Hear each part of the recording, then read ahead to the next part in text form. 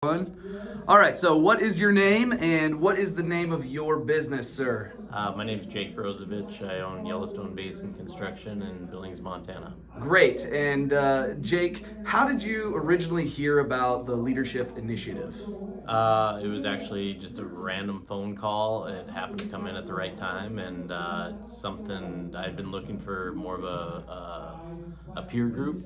And I had been kind of thinking about why some of my top line numbers weren't hitting the bottom line. And when the call came in, I figured, hey, what the hell, give it a chance. So, what's your experience with the coaching been so far? Because how long have we been working with you? Gosh, I don't. 4 months, 3 months. About 3 months, I think. What's your experience been so far with the coaching?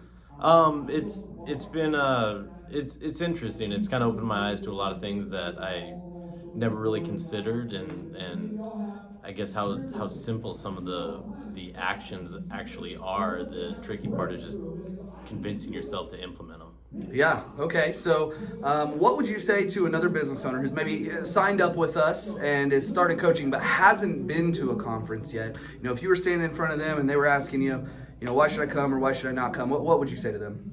I think it's definitely worth coming. I think although the first few months, at least in my experience, are kind of like drinking out of a fire hose, and I think being here and the idea that you just kind of I don't know, grind that home or whatever, that thought process, and realize that it's there, and there's so many other people out there that are in your boat that started in the similar situation you are, and you can kind of be around and realize the success that they've had in growing over the last several years or couple of years or 1 year, etc. Yeah. Okay. And I got one final question for you. What has been something that is just blaringly obvious that you have taken away now, having been to the conference, as something that you're really going to implement when you get back to your business? I think it's processes and systems, and making, kind of delegating some tasks that I feel like I was always in charge of, but I don't really need to be in charge of, that are very coachable, very simple to have somebody else do, but always kept in my wheelhouse rather than allowing somebody else to do it.